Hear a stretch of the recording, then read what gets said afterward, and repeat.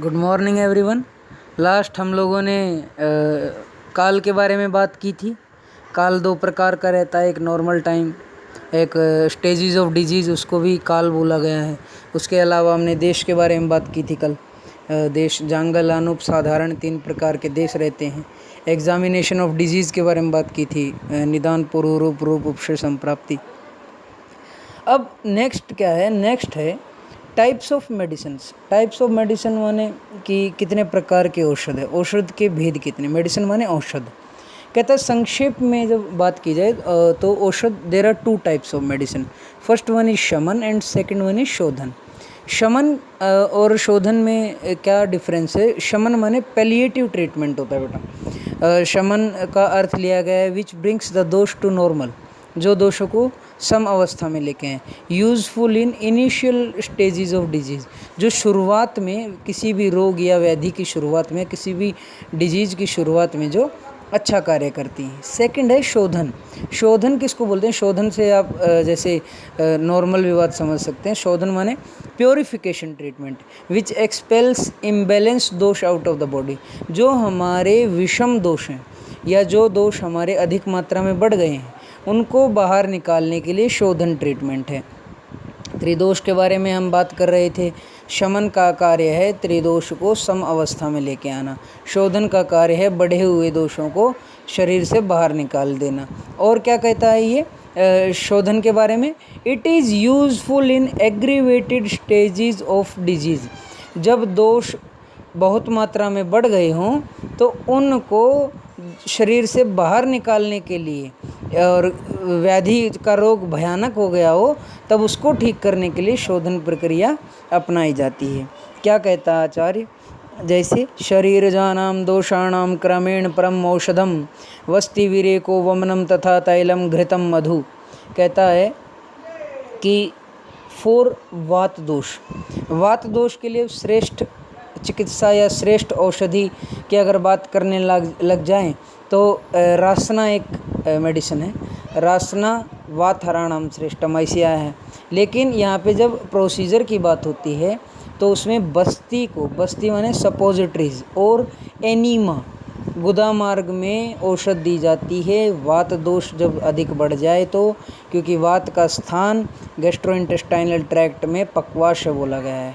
तो कहता है बस्ती सपोजिटरीज इज द शोधन ट्रीटमेंट एंड ऑयल इज शमन ट्रीटमेंट। और वात में तैल को औषध के रूप में, शमन औषधि के रूप में प्रयोग किया जाता है। मेरे को आपको बताने के लिए दोबारा बता देता हूँ कि वात दोष में जब शोधन के लिए कोई औषधि का प्रयोग करेंगे तो वो बस्ती करेंगे। बस्ती माने एनीमा होता है। और अगर किसी शमन औषधि का प्रयोग करेंगे तो वह तैल है। सेकंड है पित्त। पित्त दोष में विरेचन, विरेचन माने लूज मोशन लगवाना या परगेशन थेरेपी को बोलते हैं। ये शोधन का कार्य है। और इसमें शमन औषधि दी जाएगी तो वह घृत दी जाए। घृत माने घी, जो नॉर्मल घी आप घर में यूज़ करते हैं वो। थर्ड वन इज़ कफ। कफ के लिए वमन कर्म, वमन माने एमेसिस, उल्टी करवाना पेशेंट को, ये शोधन करवाया जाता है। और इसमें मेडिसिन क्या दी जाएगी? शमन औषधि, वह है हनी। हनी माने मधु, मधु माने शहद, शहद का प्रयोग किया जाता है। नेक्स्ट है treatment of mental imbalance. Mental imbalance के लिए क्या करवाएंगे? धी धृति आत्मविज्ञान। कहता है धी माने इम्प्रूविंग इंटेलिजेंस, धैर्य धृति माने इम्प्रूविंग करेज, आत्मविज्ञान माने self realization are the means to treat mental imbalance. क्या कहता है आचार्य? कि धी माने यहाँ पे अर्थात बुद्धि, जिसके द्वारा मनुष्य सबको यथार्थ देखता है। धृति धैर्य, जो नियमन और नियंत्रण करती है। और आत्मा आदि का ज्ञान मोक्ष के रास्ते का ज्ञान है, यह आचार्य चरक ने भी बतलाया है। क्या कहता है? आत्मा आदि ज्ञान योग से होता है। इसी से कहा योगो मोक्ष प्रवर्तक है, योग के द्वारा मोक्ष की भी प्राप्ति हो जाती है, ये भी याद रखेंगे। भिषक द्रव्य उपस्थाता रोगी पाद चतुष्टयम चिकित्सस्य निर्दिष्टम प्रत्येकम तच चतुर्गुणम। कहता है चिकित्सा के पाद। अब बेटा आप लोगों को सभी को पता है कि ट्रीटमेंट करने के लिए हमें किस किस की ज़रूरत होती है? सबसे पहले डॉक्टर की, उसके बाद द्रव्य की, मेडिसिन्स की, उसके बाद उपस्थाता की, उपस्थाता माने नर्सिस की, मेल स्टाफ फीमेल स्टाफ दोनों, और लास्ट में रोगी की। अगर रोगी नहीं होगा तो चिकित्सा किसकी करेंगे, ये अपने को याद रखना। चिकित्सा के 4 पाद हैं। पहला है वैद्य, भिषक, दूसरा है द्रव्य, औषध जिसे कहते हैं, तीसरा है उपस्थाता, परिचारक और नर्स, फोर्थ है रोगी या आतुर। आतुर माने बीमार व्यक्ति जो रहता है, और रोगी भी वही। इसके बाद कहता है कि आचार्य इन चारों के 4-4 गुण बतलाए गए हैं। कौन कौन से 4-4 गुण बतलाए? हर एक के 4 बतलाए गए हैं। 4 qualities of doctor, 4 qualities of medicine, 4 qualities of nurse and 4 qualities of patient. ऐसे 4-4 करके 16 गुण बतलाए गए हैं, और इन्हें चिकित्सा के 4 पाद भी कहा जाता है। क्वालिटीज़ ऑफ डॉक्टर्स इम्पॉर्टेंट श्लोक है, याद रखेंगे। क्या कहता है? दक्ष तीर्थ शास्त्र अर्थो दृष्ट कर्मा शुचि भिषक।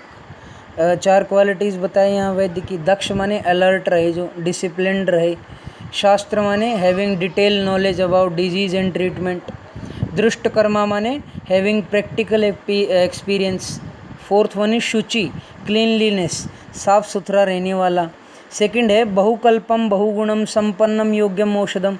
4 क्वालिटीज़ बताई यहाँ मेडिसिन की। बहुकल्प माने ability to formulate in different dosage forms like क्वाथ, चूर्ण और हर्बल ऑयल एक्सेट्रा। ऐसे बहुत सारी उसकी चीज़ें बनाई जा सकें। बहुगुण, हैविंग एनॉर्मस क्वालिटीज़, बहुत सारे गुण रहने चाहिए। संपन्न, एंडोड विद वर्च्यूज़। क्या कहता है? संपन्नम से दूषित ना हो, अर्थात कृमि, पानी, अग्नि आदि से दूषित ना हो। योग्य, योग्य से है suitable and appropriate for specific disease. जिस रोग के लिए उपयोग में औषध आ रही है, उस रोग को दूर करने में उसे योग्यता होनी चाहिए। नेक्स्ट, अनुरक्त शुचि दक्षो बुद्धिमान परिचारक।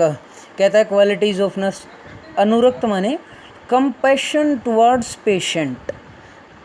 अर्थ क्या लिया गया है इसका? कि सेवा करने वाले को स्वामी में स्नेह ममता होनी चाहिए।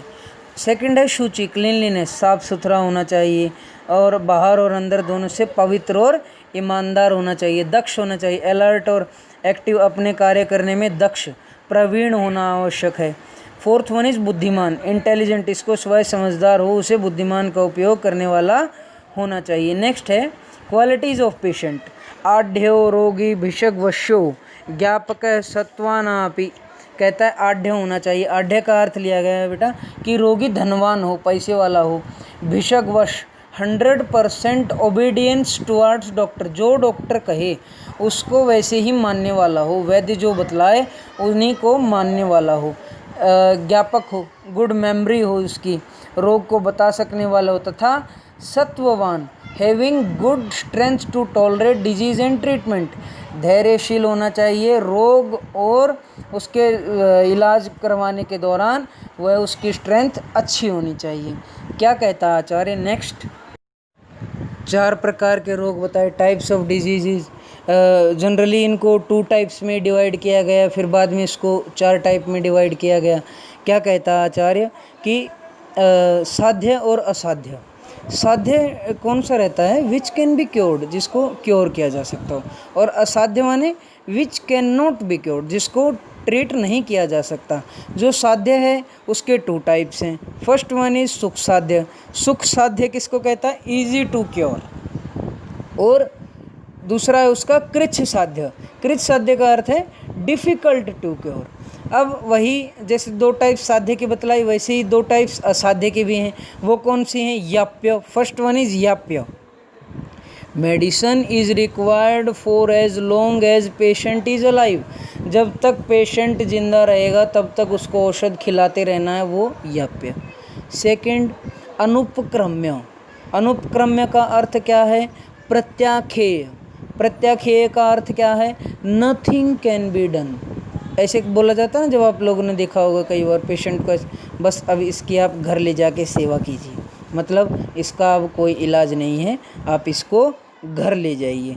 और क्या कहता आचार्य इसके बारे में? Qualities of disease which can be cured easily. सबसे पहले साध्य के बारे में बात कर रहे थे।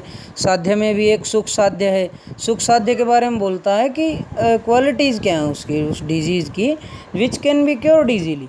सबसे पहले सुख साध्य रोगी का शरीर सब प्रकार के औषधियों को सहन कर सके। सर्व औषध क्षमे देहे, the body of patient is able to tolerate all type of medicine.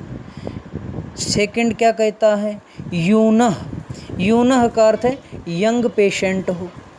जितात्मनः, जितात्मनः जिसने अपने मन को जीत लिया हो।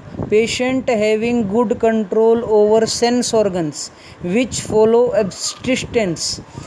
तीसरा है अमर मर्गो, क्या कहता है, अमर मगो, if the disease has not affected sensitive areas like brain, heart और किडनी। कहता है मर्म के ऊपर रोग न हुआ हो। अल्प हेतु, अल्प हेतु, हेतु कल बात कर रहे थे हम, निदान को कहते हैं, निदान माने कॉज और इटियोलॉजी को वो बोलते हैं। कहता है अल्प हेतु, जिसके रोग के कारण कम हो। If the cause of disease is mild और लेस। नेक्स्ट है अल्प रूप, जो कल हमने रूप के बारे में बात की थी, सिम्टम्स को बोलते, साइंस को बोलते हैं, वो माइल्ड सिम्टम्स हों। अनुपद्रव, अनुपद्रव का अर्थ क्या है, नो उपद्रव माने कॉम्प्लिकेशन, और अनुपद्रव का अर्थ है अनुपद्रव, नो कॉम्प्लिकेशन। कहता है अतुल्य दुष देश प्रकृति ऋतु।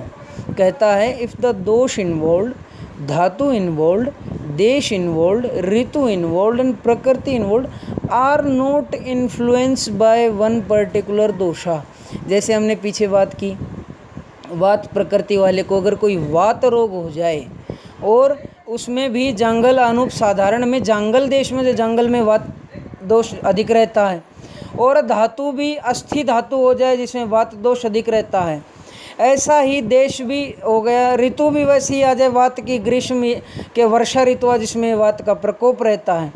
इस तरह का अगर कोई रोग हो जाए तो उसमें रोगी को बचाना बहुत ही मुश्किल रहता है। कहता है इन सब का डिफरेंट होना ये भी सुख साध्य का लक्षण है। और क्या कहता है, पद संपदि, if all the 16 qualities of doctor, patient etcetera explain above are present. जो अभी ये चतुष्पाद जो बतलाए वो सभी प्रेजेंट हो, उन सबके सभी गुण विद्यमान हो। ग्रह अनुगुण, और जो उसके ग्रह हैं एस्ट्रोलॉजी के हिसाब से उसके फेवर में हो। एक दोषज हो, disease due to only one दोष, त्रिदोषज ना हो। एक मार्ग हो, if only one body channel is affected. नव, डिजीज जो नई हो, ऑफ रिसेंट ओरिजिन हो और रिसेंट ऑनसेट हो। ये सभी लक्षण सुख साध्य रोग के आचार्य ने बतलाए हैं। नेक्स्ट क्या कहता है, कृत साध्य रोग। कृत साध्य रोग कहता है the disease in which we require the sharp instrument. Sharp instrument माने सर्जिकल प्रोसीजर या शस्त्र, शार, अग्नि से जो साध्य हों वे कृत साध्य बतलाए गए हैं। और जिन रोगों में सुख साध्य के अनुकूल या विपरीत लक्षण मिश्रित होते हैं वे भी कष्ट साध्य। Diseases which have features entirely opposite to that of curable diseases which have stay for long period of time involving all the tissue and vital organs, which have produced anxiety, fear of death, delusion and restlessness, which are presenting fatal signs, मारक जिनके लक्षण होते हैं, symptoms होते हैं, and which cause loss of function of sensory organs are impossible to cure, उनको अनुपक्रम की कैटेगरी में रखा गया है। This disease require no therapy, is fit to be rejected and sure to cause death. और इस तरह का जब कोई पेशेंट आ जाए तो उसको ट्रीट नहीं करना चाहिए, उसको भेज देना चाहिए कि भैया आप इसकी घर ले जाके सेवा कीजिए, इसको यहाँ पर ट्रीटमेंट नहीं मिल पाएगा। आगे क्या कहता है आचार्य कृत साध्य रोग के बाद कि याप्य रोग। सुख साध्य लक्षणों के मैंने आपको ऊपर बतला दी। याप्य रोग किसे कहता है, सुख साध्य लक्षणों के जो विपरीत लक्षण हैं पथ्य आहार विहार के अभ्यास से, मतलब अच्छा आहार विहार करे तो बार बार बरतने से आयु के शेष रहने पर जो रोग साध्य प्रतीत होता है वह याप्य होता है। जैसे डायबिटीज़ है, डायबिटिक पेशेंट को अगर मीठा ना खाए, डेली योगा करे, एक्सरसाइज करे, घूमने फिरने जाए, तो वो पेशेंट इजीली बच सकते हैं और वो अपनी लाइफ को हैप्पीली सरवाइव भी कर सकते हैं। ऐसे याप्य रोग बोले गए हैं। नेक्स्ट है असाध्य। असाध्य किसको कहता है? Patient with rejection. जो रोग सुख साध्य के लक्षणों के अतिशय विपरीत हो, और कहता है कि जिसमें उत्सुकता, विषय उत्कंठा, मोह चित्तनाश, जो मैंने आप लोगों को पहले बताया अभी, delusion, restlessness, presenting fatal signs which cause loss of sense organs are impossible to cure are called as अनुपक्रम्य और असाध्य, और जिसमें सब यह लक्षण विद्यमान हो वह असाध्य बतलाया गया है। साध्य लक्षण युक्त होने पर भी चिकित्सा के अयोग्य। अगर किसी को साध्य लक्षण माने इजीली क्योर भी कर सकते हैं पेशेंट को, और फिर भी उसको रिजेक्ट करना पड़े तो क्यों रिजेक्ट किया जाता है, इसके बारे में आपको बताना चाहेंगे कि हम पेशेंट को ट्रीट कर सकते हैं, लेकिन उसको ट्रीट नहीं करना है। क्यों नहीं ट्रीट करना है, इसके कुछ रीजंस बताए गए हैं। क्या क्या रीजंस हैं वो मैं आपको बताऊंगा। वैद्य और राजाओं से जो द्वेष करता, मतलब who hate the physician and the king and who hates them, who hates himself, जो जीना ही नहीं चाहता है, who is not having equipments and other facilities required for treatment। आचार्य कहता है कि जो जिसके पास चिकित्सा के साधन नहीं हैं, जो काम में फंसा, जिसे अवकाश नहीं है, who is busy with other activities not having the required attention towards the treatment। आप कुछ बताएंगे वो कुछ करेगा नहीं। who is disobedient to the physician, वैद्य कुछ बताता है, डॉक्टर कुछ बताता है, उसको कभी मानता नहीं। whose life is coming to an end, और जिसका मृत्यु नज़दीक है। who has an evil mind, जिसका चंड और क्रोधी दिमाग है और शोक में डूबा हुआ है, डरपोक है और सेल्फिश है, कि ये अनग्रेटफुल है, जिसके लिए कुछ किया और वो उसको अच्छा मानता ही नहीं कि अरे तुमने मेरे लिए क्या किया, कुछ नहीं किया। और who thinks himself to be a physician, और जो खुद को डॉक्टर समझने लग जाता है, वैद्य ना होते हुए अपने आप को वैद्य मानता है। That kind of patients should be avoided. इस प्रकार के रोगियों की चिकित्सा वैद्य को नहीं करनी चाहिए। Who thinks himself to a physician in respect of deciding drug therapies, food activities etcetera. ऐसे उनको पेशेंट्स को छोड़ देना चाहिए। आगे क्या कहता है? अब इसके आगे हम इस तंत्र के अध्याय संग्रह की व्याख्या करेंगे। इसमें सभी चैप्टर्स जो स्थान बतलाए गए, जैसे सूत्र स्थान बतलाया है, शारीर स्थान बतलाया है, निदान स्थान बतलाया है, चिकित्सा स्थान बतलाया है, इसके आगे कल्प सिद्धि स्थान है और आगे उत्तर स्थान है। मैं यहाँ पर आप लोगों को केवल सूत्र स्थान के अध्यायों के नाम बताऊंगा, जो आपके सिलेबस के रिगार्डिंग भी इम्पॉर्टेंट हैं और आपको प्रैक्टिकल पॉइंट ऑफ से भी इम्पॉर्टेंट हैं। क्या कहता है? पहले अध्याय का नाम आप सभी को याद होना चाहिए।